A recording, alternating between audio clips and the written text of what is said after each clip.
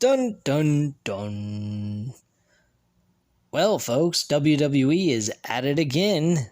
Time to kick off the roster to a fucking bang for the new year of 2022. They're unloading practically everybody, including all former WWE NXT superstars. Folks, if you really pay attention to a lot of the releases in the last couple of months, a lot of them are former NXT superstars, not WWE main roster superstars.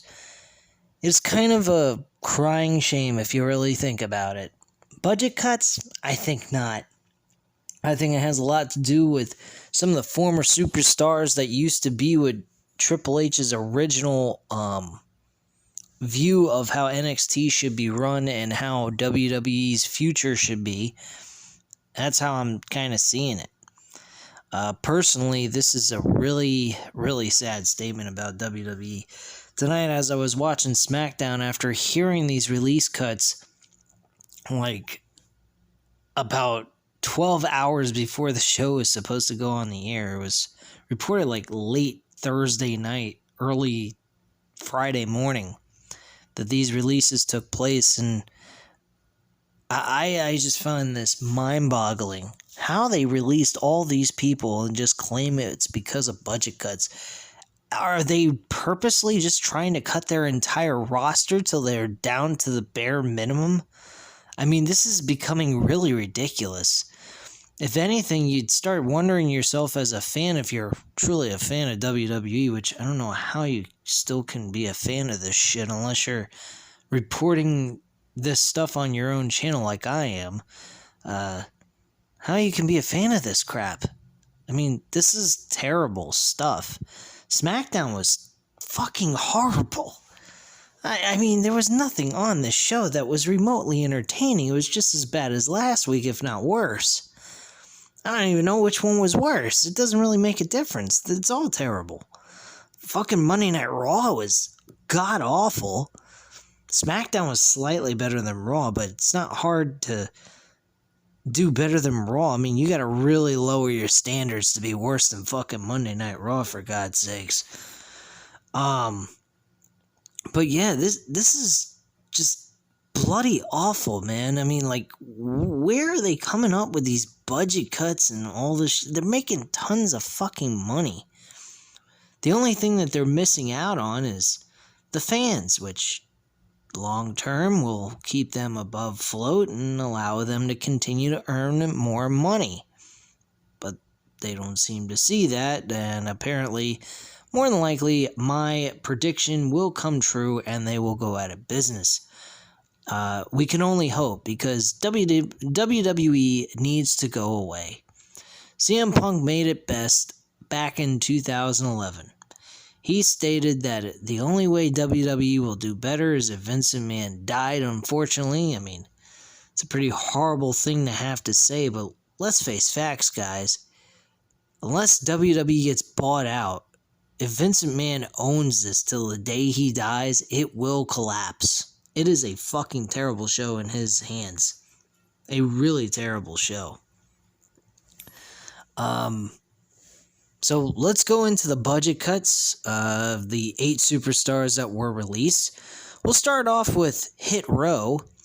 Well, if you didn't know, you'll never know with good old Hit Row, because if you didn't follow NXT, you don't know diggly shit about Hit Row, what they were about, and how cool they could have been on the main roster if they would have been used correctly.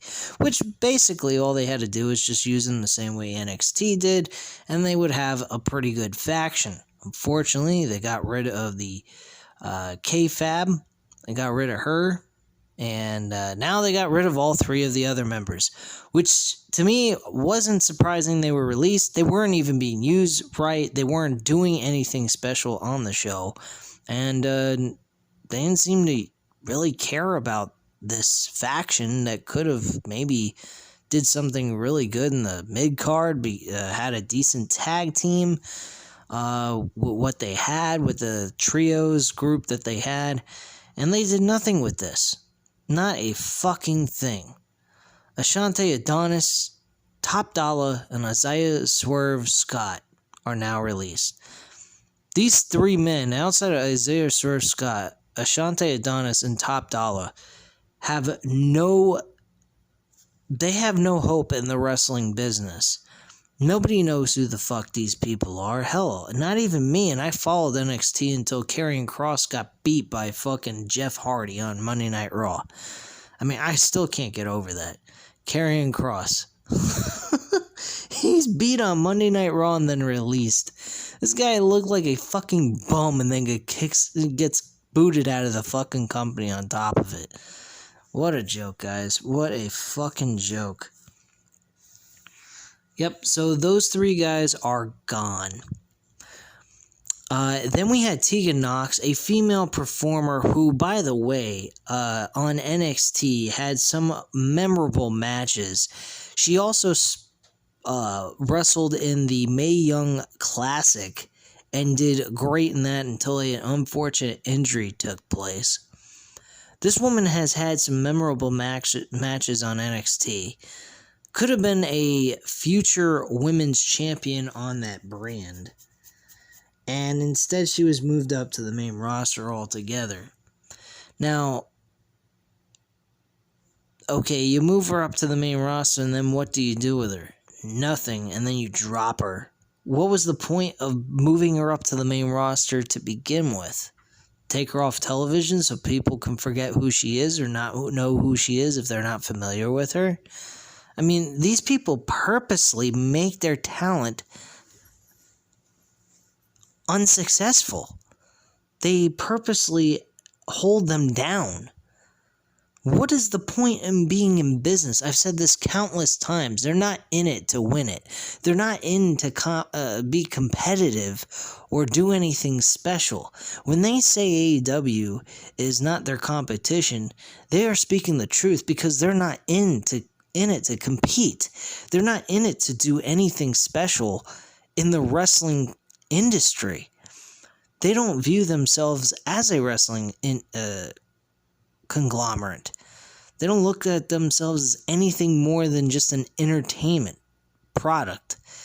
Well, I'm sorry to tell you, that shit would have flew back in the day when he was going up against WCW and Ted Turner. But folks, correct me if I'm wrong, but wasn't WWE entertaining back then? Even in their worst days against WCW, they had some good stuff. What the hell is this shit? I spent 2 hours watching Smackdown tonight. Most of it I watched, and then I watched Rampage. That's why I'm doing this one later. If you guys haven't checked out the Rampage review, go ahead. I had some really good things to talk about there. I was honest. I wasn't sugarcoating it. I wasn't kissing AEW's ass. I did not feel the show was that great. If you want to hear in detail why I felt the show wasn't all that good, go listen to it. You'll get somewhat of an idea what I mean by that. Just nothing really took place on that show. But anyway, you can go ahead and take a look at that video. If you liked it, hit the like button if you did, and I appreciate that. But bottom line, guys, I just can't get over how all this talent is gone to waste.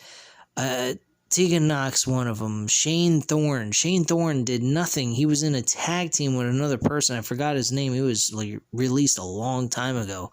And they worked very well together. They never found him another tag team partner that could gel well with him. And he really worked well in tag team wrestling. And for them just not to do anything with this talent is completely, utterly ridiculous. This guy could have done some good things in the tag team wrestling division, and unfortunately, they didn't take advantage of any of this talent that this guy had. All they had to do is find the right tag team partner to gel him with, and he would have flourished. He would have been useful for the company. And unfortunately, they didn't utilize him in any way, shape, or form to take advantage of the talent that he has. I find that utterly ridiculous. But hey, this is WWE for you. I mean, I don't know what to fucking say. I just report the shit and I talk about it and rant about it. It gives me something to do. It gives you guys something to enjoy, hearing me shit all over the product for what it is. And you guys get to hear the truth about what this product really is. It's garbage. Plain and simple. The day this company actually gets back on track to the way it used to be, I will be shocked. Seriously, I would be extremely shocked to see them do something right and show that they care. They don't not care about you. They don't care about me. They don't care about nothing but the almighty dollar, man. I mean, I understand you're running a big business, but, the way things are going for you guys, you're not going to be a business anymore. You're going to be a defunct company that nobody's going to know or care about after you're gone because of what the fuck you bastards have done. Seriously, man, I don't give a flying fuck about this company. My main focus and care is all in AEW. Seriously, I mean, Impact Wrestling, I've tried reviewing their products, or their shows, and I just can't get into it. It's not all that exciting, and I just prefer just following the mainstream stuff. The other stuff, like New Japan Wrestling, is hard to follow, and keeping up with everything on top of the fact that I do WWE and AEW, so it's very difficult for me to have the ability to review everything. So it kind of sucks. I mean, if they ever come out with a good pay-per-view show and somebody wants me to review it, I'll definitely take that in consideration. But yeah, bottom line, I don't know. Anywho, we had some other releases. We had John Morrison, one of the biggest names out of the bunch that was released. This guy goes into the indies, goes to Lucha Underground, goes to fucking Impact Wrestling of all places, and redefines himself as a main eventer. A main eventer. He does the exact same thing Drew McIntyre did. He comes back to WWE. They give him a nice big contract. He signs on. You'd think the guy would have gotten a decent push. Did something on his own. The Morrison Miz thing they could have done for a little bit, and then dropped the whole deal altogether. And then move him on to something else, and maybe have him go after a mid-card title, have him go after the World Championship on Monday Night Raw. Raw could have used him in that aspect, because Monday Night Raw really doesn't have all that much of a big load of talent. So they could have utilized him in a short title run, possibly, just to entertain the crowd and surprise some people with a shocking win. I mean, something of that kind of nature. But this guy just never got a fair shot at anything. He was with the WWE in 2005, I believe. Yeah, he started big with the M&M, with Melina and Mercury. And he did that tag team with them, did some successful stuff with them in 2005 through early 2006. They broke up. He was on his own on Monday Night Raw with Melina, and he became the Intercontinental Champion. And through the fall of 2006, he had a rivalry with Jeff Hardy over the Intercontinental title. He had some good matches there. And then at that point, it kind of fell off a little bit.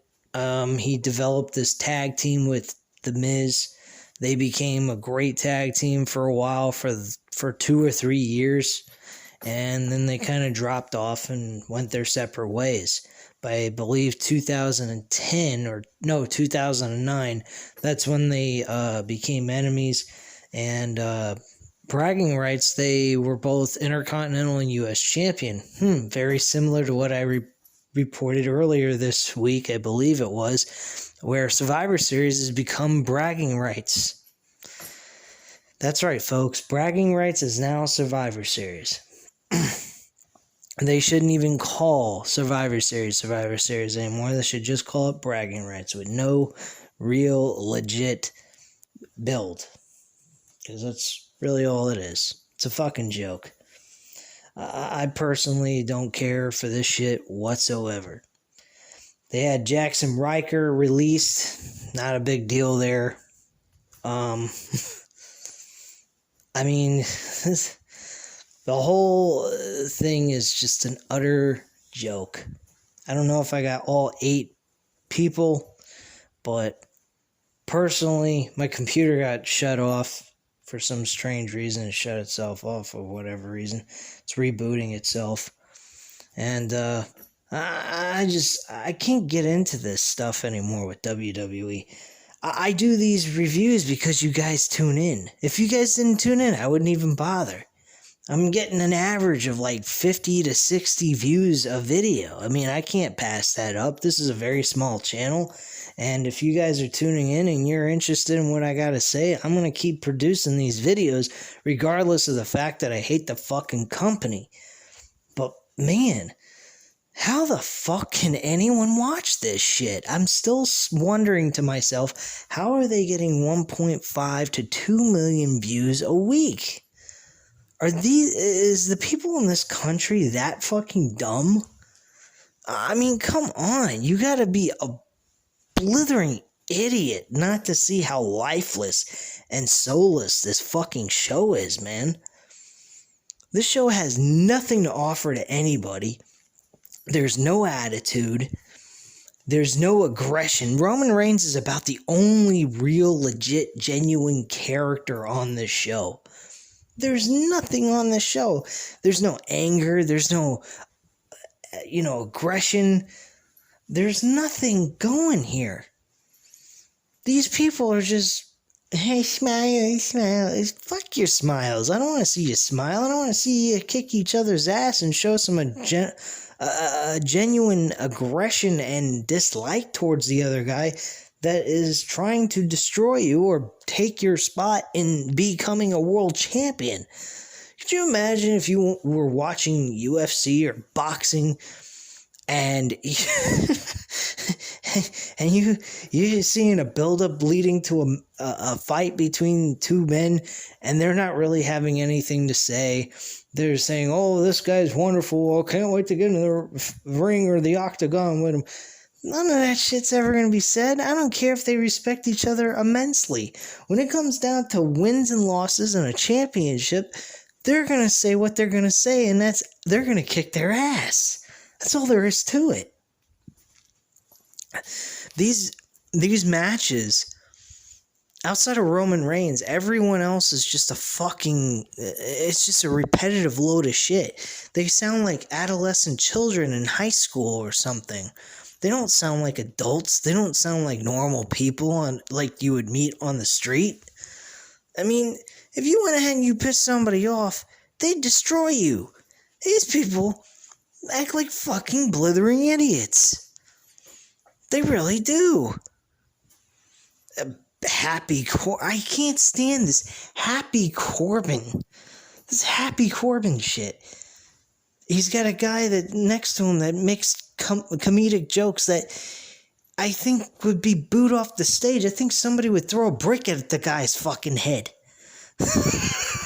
Not legitimately, because if they did, they probably would be arrested and put in jail for something like that. But you get my point. I mean, come on, man. This guy is a fucking joke. He thinks he's a stand-up comedian. He's not even a comedy act. He's a joke, man. There ain't nothing funny about this doofus. I really don't understand how you guys, if you do watch this show, and not this show, but I mean like Raw and Smackdown and NXT, and you're not doing reviews on them, what the fuck are you doing with your life? Really? You might say to me, what the hell am I doing with my life? I'm going to point my finger at you guys. Real simple, I'm actually doing something with this channel. If you ain't got a channel, you have no reason to cover this shit. You don't have no reason to sit there and watch this crap. Don't torture yourself. Hell, I'm not even torturing myself. I spend half my time looking through my fucking cell phone while the show is in the background making noise. I mean, my focus is on a damn cell phone more than anything else when I watch fucking WWE programming. I literally cannot sit through these fucking shows, man. Really. I haven't even gotten into the actual fucking show yet, man. Alright, well, let me just get into it. We had Roman Reigns come out, had the Usos and Paul Heyman with him. He also had all the props that Xavier Woods had for his King of the Ring gimmick, which was eventually dismantled and destroyed, thankfully. I mean, once you're crowned the King of the Ring, it should be a one-time only thing one night, and that's it, and done and over with, and we move on. I mean, that's just utterly ridiculous. But yeah. Anyway. So yeah, Xavier Woods stuff get destroyed, He requests to have a rematch with him tonight, later on in the show. He is granted that. This turned into a main event spot where it wasn't really a match. It was a no contest, didn't even exist. False advertisement by WWE. Bullshit. Big E shows up, destroys the Usos. I mean, Roman Reigns was supposed to have the match with no one there. He brought out Paul Heyman, then eventually was trying to bring out the Usos. They were thrown out into the rampway by Big E. Big E's music hits. We get to see Big E at the top of the ramp, and they both have a serious stare down, and then eventually run like they're fucking Marvel comic characters ready for a humongous brawl, and we get to see everything turn into shit. Incredible analogy, right? Anyway, these two guys get in the middle of the ring. Big E throws him in the middle of the ring. Xavier Woods gets some good stomps in on Roman Reigns with Big E. This eventually led to the Usos showing up. They tried to help out. They were unsuccessful. And then Roman Reigns popped out of nowhere, hit the Superman punch. Fortunately, hit him with a forearm instead of the punch to the face. So that didn't really work out. I guess you stole AJ Styles' move, the phenomenal forearm. And he tries to go for the spear, doesn't get it. Big E counters with a big ending, but unfortunately, Roman Reigns counters and leaves the ring, retreating with his Universal Championship. For whatever reason, Big E did not have his WWE Championship with him coming out of the curtain, and after the brawl was done, he unbelievably, he pulled the WWE Championship out of his ass. He must have stuffed it up his rectum and then pulled it out. Well, he didn't do that, but I mean, literally, the fucking title appeared out of nowhere. Xavier Woods handing him the fucking belt. Where did the belt come from? I mean, come on, give me some fucking logic here. Bad enough the show sucks. You can't even give me logic? What the fuck? Sick fucking shit, man. Xavier Woods, earlier in the show, actually had a tear running down his face several times, and he was wiping it away. I don't know if he had something in his eye or something like that. It was really weird, but he constantly was having a tear coming out of his eyeball on the side, and then it would just drip down his face. It looked like he was crying over the loss of his King of the Ring props that he had. Fucking joke, man. We had Shinsen Nakamura compete tonight against Angel Garza, and Angel Garza suffered a loss. Joke. What else do we have? Oh yeah, not Shinsen Nakamura, I said that. Sasha Banks and Shotzi. More like Yahtzee. Yeah, Shotzi Blackheart went one-on-one with Sasha Banks. And the weird part about this is, folks, why the fuck would you have two opponents go at it when they're supposed to be teaming together at Survivor Series in the 5-on-5 Women's Survivor Series match, making one of them have to suffer a loss and making them look like a weak link in the team? Why would you do that? Now, if they went for a draw or a no contest, I could understand that. I think that would be a better way of dealing with the situation. But then again, if you did that too, why would you have booked the match in the first place? At the end of the day, it all leads to this one question. Why did they book the match in the first place? What was the point? I mean, Shotzi gets a loss. She'll probably be the first one eliminated on the team. I mean, this is ridiculous. I guarantee you, in the next couple of weeks, by the end of December, they will be releasing Shotzi Blackheart. She will be gone. Guarantee you. Toni Storm, she will be gone right along with Shotzi. Guarantee you. I will not be surprised next month. If they are doing releases next month, they will be out on their asses without jobs before Christmas. Guarantee you. This company is so fucking petty, so inconsiderate, unprofessional, and self-absorbed, it is ridiculous. You got a bunch of old fucks running this company. Same way as we got a bunch of old fucks running this country. And all they know how to do is fuck shit up. They don't know how to make things better. If they were making things better, I wouldn't be saying this shit on this video. But these people do not care about any of it. They're old. They're looking for retirement. They're looking for an investment that'll pay off. And then they say, goodbye, I'm done. I'm retiring. Have a nice day. I got a shitload of money. I'm laughing my way to the bank. And fuck y'all. That's what these old rich people do. Most of them anyway. I hope not all of them have that same mentality. If they do, get the fuck lost, man.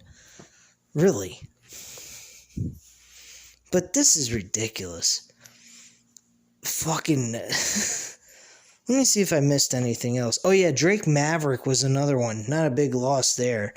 He didn't do shit on there. I forgot to mention him. But... really, like... this is unbelievable what this company is doing. They're releasing big names that came out of NXT just so they could say, well, we don't see any point in using them because we didn't create these characters, so we'll just get rid of them anyway. Why not utilize them with the same characteristics they had in NXT and apply it to your show? What's so fucking terrible? How does it go against your style of wrestling? Oh, whoops, I fucked up. Excuse me, let me backtrack that. Not wrestling. They don't do wrestling. I don't know what they do, but it ain't wrestling, guys. You know, it ain't wrestling. Come on, man. This is fucking ridiculous. You hear what's coming out of my mouth? They don't want to consider themselves a wrestling company, yet what they do is wrestling. It is completely illogical thinking and wiring in this man's head. And when I say this man's head, I mean the old bastard Vince McMahon. And then he's got his cronies, John Laurinaitis, People Power, and, Bruce Pritchard while he's lapping up Vince McMahon's balls on his hands and knees, you know. I just... he's got the fucking yes man, and then good old Kevin Dunn, Mr. Beaverman. he needs some wood? I mean, come on, man. He needs to fix the dam. He's had a hard time, Kevin Dunn. He's been having a hard season in the cold weather. I don't know, man. I just find this utterly ridiculous how you can go from a company that was almost out of business in the 90s, come all the way back as an underdog against a massive company like WCW, put them out of business, cripple them financially, and do it the legit way, and then all of a sudden, you're doing the same fucking things that they are doing back in the day, and doing it now, and doing it worse than what they did. I mean, literally, if you compared modern-day WWE to WCW in 2000, which is their worst year of all time, which put them out of business anyway, the way they conducted business, you would say, gee, I wish I had this on WWE programming at this point in time. You'd accept it. Because what they're giving you now in today's WWE is fucking awful. I mean, literally, it is the worst freaking programming I've ever seen when it comes to professional wrestling. It is pathetic. Unfucking believable. But let me go over the rest of this card with you guys, and then I'm going to hang this up, because I'm 30 minutes in. I really haven't done a whole lot of reviewing of this fucking show, because there's nothing to review, man. I mean, come on, you can't deny that I have nothing to review here. There's nothing here. This is fucking crazy. I mean, this was a bunch of blodgegoo shit. Oh yeah, I forgot to mention, the opener of the show, get this guys, we had a fatal 4-way match between Sheamus, Jinder Mahal, Cesaro, and Ricochet. Holy shit, Ricochet was on television? He actually had a match? You'd think he would have won. Nah. God forbid we could have Austin Theory and Ricochet in the same ring at the same time during the Survivor Series match, right? Oh my lord, man. Sheamus actually is the one that wins the match, and Jinder Mahal, and I believe Cesaro was on, or Ricochet were on the outside while Cesaro eats another fucking L. A guy that was once to be someone that you probably would consider as the next main eventer in the company, or possibly having at least one title reign under his belt as a one-time only thing, and see how he would do. And they never even gave him that chance. What a fucking joke. Yeah, but Sheamus wins this match. Who cares? Big loss, big deal.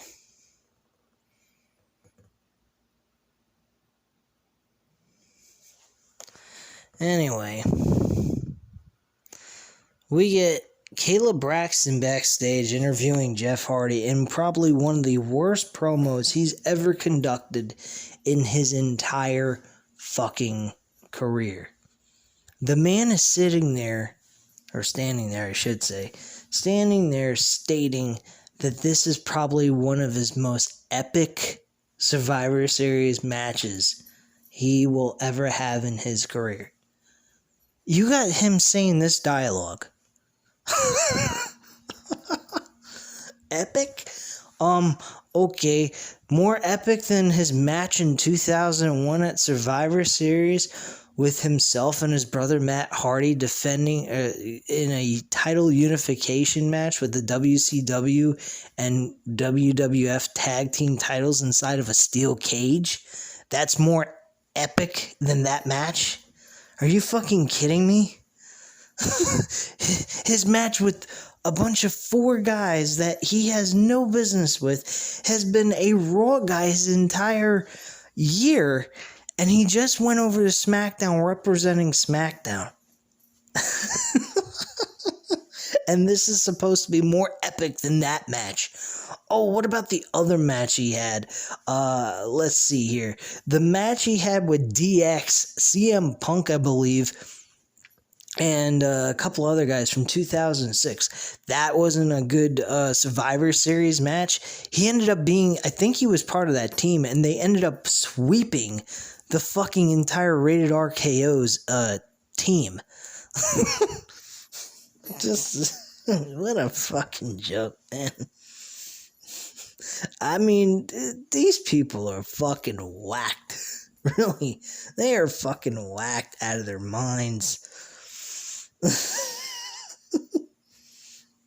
You gotta be on fucking drugs to actually enjoy this shit. Really, you gotta be. I don't even think drugs would do it justice. I mean, I tried once. It was last year, guys. I actually got drunk watching Smackdown and literally did not have a good time watching the damn show, regardless of how intoxicated I was. I drank about a 6-pack of beer and I was not entertained by the fucking show. That's pretty fucking sad.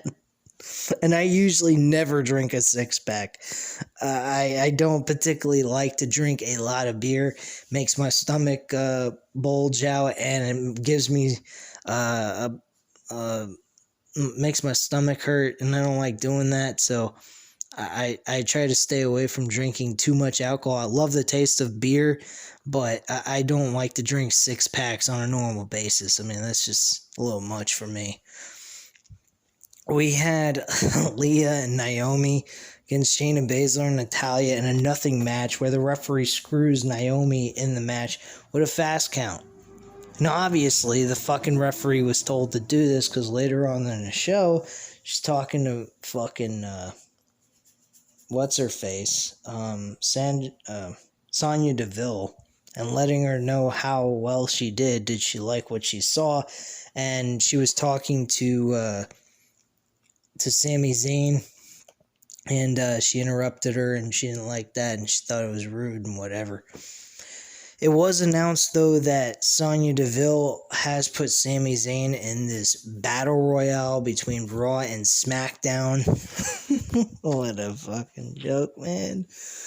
Oh, fuck, man. This show is just fucking pathetic. Oh, yeah, Adam Pearce earlier on in this show, he was talking to somebody. I forgot who it was. I think he was talking to Sonya Deville. And he didn't particularly like some of the decisions she was making or some shit. I don't know what the hell it was. And he says he wants SmackDown to have the best chance of winning the Survivor Series traditional elimination match. Wasn't he saying the same thing for Raw for the last couple of weeks? Like, none of this makes any sense. Why the hell does he care if SmackDown has got the best chance of winning when his focus is on Monday Night Raw for the last couple of weeks, and now on the last SmackDown episode going into Survivor Series, he's concerning himself with fucking Survivor Series match with SmackDown having the best chance of winning now. What the fuck am I watching? This is for fucking people who have amnesia and can't remember what the hell they're doing from one second to the next. What the hell is this shit? It's fucking retarded. So we had Jeff Hardy have a match with Madcap Moss with Happy Corbin, and for some stupid reason we have Drew McIntyre in there with him as his manager to even up the odds. Oh my gosh. And Jeff Hardy wins this with a roll-up pin. Not his Twist of Fate or a Swanton Bomb. He wins with a roll-up pinfall. How devastating. What a joke. God almighty, man. Alright, so we have Shinsen Nakamura facing Angel Garza. I already told you guys what happened with that. Shotzi Blackheart went up against Sasha Banks. Sasha Banks wins the match with a submission. It's a modified crossface. And she uses her legs. Uses one of her legs to position it across Shotzi's face and apply pressure to her neck like you would normally with your hands to do the crossface.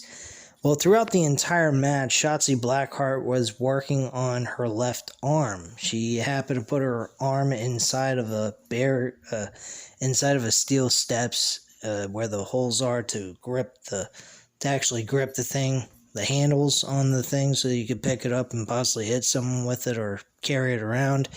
Well, she stuck her arm inside that hole, and she started pounding on the side of the ring steps and hoping that she could possibly break her arm. She damaged her arm, supposedly selling the injury. She was supposed to shake the hand of Shotzi Blackheart after the match was over and they would move on to Survivor Series. Well, after the win, she shakes Shotzi Blackheart's hand and then delivers a boss statement. Backstabber. And walks away up the ramp, waves to Sonya Deville and says, I did what you told me. I beat her and then I shook her hand. That's all I did. See ya. See you at Survivor Series. Waving her hand around and, twerking her ass, and that's it. And she goes backstage, and that's that. Big whoop. Big fucking whoop. So Shotzi Blackheart looks like shit going into this pay-per-view already. Terrific job, WWE. You're doing a terrific job. Xia Li, she continuously is being advertised to come to Smackdown soon, but yet has never made an appearance yet or have a match. Nothing. Personally, they're kind of like a person who makes a movie and never can get to the fucking climax or to the point of what they're trying to do with the movie. That's what they do with their characters on this show. See, they'll constantly advertise them, they'll have them blab a lot of shit, but they never get to the climax or to the point of the character and what they're trying to get, trying to get the end payoff with the character. They never do. They're not looking for the end payoff, because when they do the end payoff, that is what helps the character become better than what they once were before the payoff that they're trying to do within that storyline. See, Hangman Page, he went through 2 years of build, and what did they do? They ultimately gave him the World Championship, which is the right way to go. They were looking to make him champion from day one. The only problem what they couldn't do is they couldn't make him champion because they were just starting the company out in 2019. They needed a big face like Chris Jericho. And then eventually, after people got to know who Hangman Page is, people have given, have a following with the guy and really enjoy his cowboy shit. They gave him the damn title off of a really good build for the last year and a half with Kenny Omega. That is a payoff. There's no payoffs with these characters. What, Big E's going to get a payoff from? What is he getting payoff? Roman Reigns has been beating the shit out of the entire New Day this whole entire month. You'd think they would give Big E a payoff? No, they're not going to give him nothing. He's going to lose clean.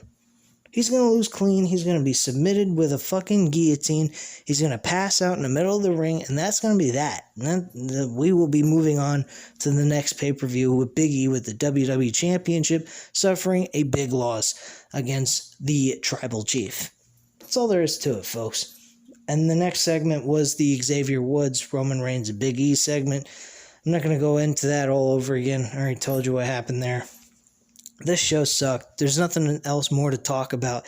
If you guys enjoy watching WWE's product, please look deeper into your soul and see what you are watching. You're watching garbage. This show has got nothing to offer to you. And if you find entertainment out of this, get intelligent. Start reading books. Start doing something with your life. This is not for intelligent people. And if you're not intelligent, get intelligent. Because this is fucking garbage. And you're probably saying, well, then why are you watching it? What are you reviewing it for? Real simple. Because I enjoy this channel. I want to see it grow. I want to see people enjoy what I have to say because it's the truth about this garbage. I'm a protester of WWE in a nutshell. And I will not stop protesting until either WWE changes their way of doing things in business and their way of conducting their storylines, or until they go out of business. That's my attitude. whatever the case may be. I don't care if it's one or the other. More than likely, I hope they just go out of business, go away. Because I am sick of WWE. They are a fucking black note, a cancer of pro wrestling, man. They make wrestling feel uncool. You know, I wouldn't even dare go out and buy a WWE t-shirt. Ever. I bought a CM Punk t-shirt. I don't wear it around a lot. Because I'm ashamed to have someone look at me and say, "Oh, you're a professional wrestling fan?